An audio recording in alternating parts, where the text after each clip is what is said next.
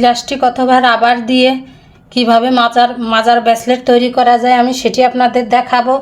এই ধরনের জিনিস দিয়েও ব্রেসলেট তৈরি করা যায়, মাজার ব্রেসলেট এইটি দিয়ে করা যায়, এই ধরনের পাথর দিয়ে করা যায় এবং লেস দিয়েও করা যায়।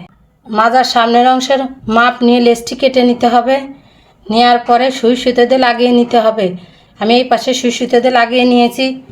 এখন আমি এই পাশেও সুই সুতো দিয়ে লাগিয়ে নেব রাবারটি। পরিমাণ মতো একটু রাবার কেটে লাগিয়ে নিতে হবে, অথবা পিছনের অংশের মাপ দিয়েও রাবারটি কেটে নেওয়া যায়। সেক্ষেত্রে একটু 2 ইঞ্চি পরিমাণ কম রাবার নিতে হবে, যাতে রাবারটি টাইট হয়ে পিছনে পড়ে। এখানে আমি সুই সুতো দিয়ে লাগিয়ে দিলাম। অনেকগুলো গিট্টু দিতে হবে যাতে সুতাটি ছিঁড়ে না যায় সহজে। এই যে আমার লেস দিয়ে মাজার ব্রেসলেট তৈরি হয়ে গেল। মাজার ব্রেসলেটটি মাথার উপরের অংশ থেকে পরতে হবে। প্রথমে মাথার ভিতরে ঢুকাতে হবে, তারপর হাত ঢুকিয়ে মাজার সামনে নিয়ে আসতে হবে। যেসব পাথরের সাথে এরকমের ফাঁকা অংশ থাকে পরিমাণ মতো একটু রাবার কেটে নিয়ে দুই পাশে এরকমের লাগিয়ে দিতে হবে। এখানে ফাঁকা আছে, এখানে সুই সুতো দিয়ে লাগানোর প্রয়োজন নেই। এই ফাঁকা অংশের ভিতরে রাবারটি দিয়ে কয়েকটা গিট্টু দিয়ে নিতে হবে, যাতে সহজে রাবারটি খুলে না যায়। এই যে তৈরি হয়ে গেল আমার মাজার ব্রেসলেট পাথর দিয়ে। এই ধরনের পাথর দিয়ে মাজার ব্রেসলেট তৈরি করে নেওয়া যায়।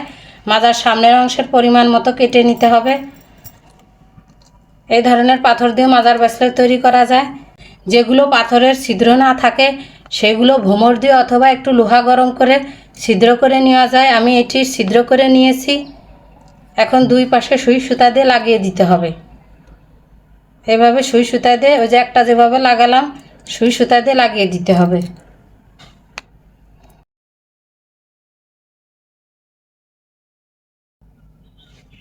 এইভাবে সুই সুতা দিয়ে লাগিয়ে দিতে হবে যাতে সহজে ছিঁড়ে না যায়। কয়েকবার করে গিট্টু দিয়ে দিতে হবে। অনেকবার গিট্টু দিতে হবে যাতে সুই সুতাটি খুলে না যায়। এই যে দুই পাশে সুই সুতো দিয়ে রাবারটি লাগিয়ে দিয়েছি।